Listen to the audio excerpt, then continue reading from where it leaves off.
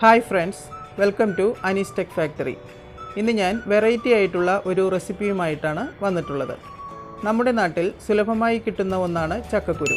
അപ്പോൾ ചക്കക്കുരു വെച്ചിട്ട് ഒരു ഷെയ്ക്കാണ് ഉണ്ടാക്കുന്നത്. ബദാം ഷെയ്ക്ക് പോലെ തന്നെ ടേസ്റ്റ് ആയിട്ടുള്ളതാണ് ചക്കക്കുരു ഷെയ്ക്കും. അപ്പോൾ ഇതിന് ആവശ്യമുള്ളത് 12 ചക്കക്കുരു ഞാൻ എടുത്തിട്ടുണ്ട്. നല്ലതുപോലെ തണുപ്പിച്ച പാല് 1/2 ലിറ്ററും എടുത്തിട്ടുണ്ട്. പഞ്ചസാര പാകത്തിന്, വാനില എസൻസ് ഇല്ലെങ്കിൽ ഏലക്കായ് ചേർക്കാം. ചക്കക്കുരു തൊലി കളഞ്ഞെടുത്തിട്ടുണ്ട്. മുകളിലെ ബ്രൗൺ തൊലി മുഴുവൻ കളയണമെന്നില്ല, അത് ശരീരത്തിന് വളരെ ഗുണം ചെയ്യുന്നതാണ്. പിന്നെ ഷെയ്ക്കിന് നല്ല വൈറ്റ് കളർ വേണമെന്നുണ്ടെങ്കിൽ തൊലി മുഴുവനായും കളയണം. ഇനി ഇത് കുക്കറിലിട്ട് കുറച്ച് വെള്ളമൊഴിച്ച് ഒരു 5-6 വിസിൽ വരുന്നത് വരെ നമുക്ക് വേവിച്ചെടുക്കാം.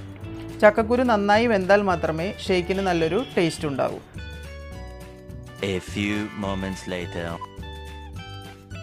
ജ്യൂസറിലേക്ക് ചക്കക്കുരുവും പകുതി പാലും പഞ്ചസാരയും ചേർത്ത് നന്നായി ബ്ലെൻഡ് ചെയ്തെടുക്കാം.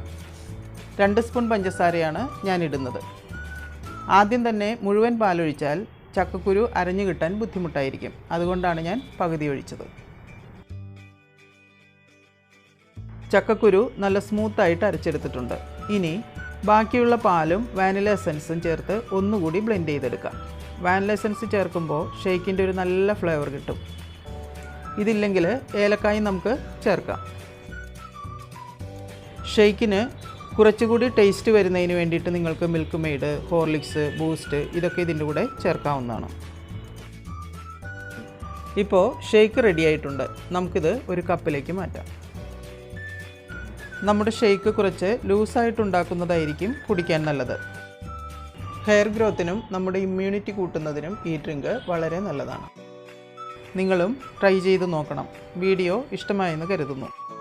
Until then, see you in the next video.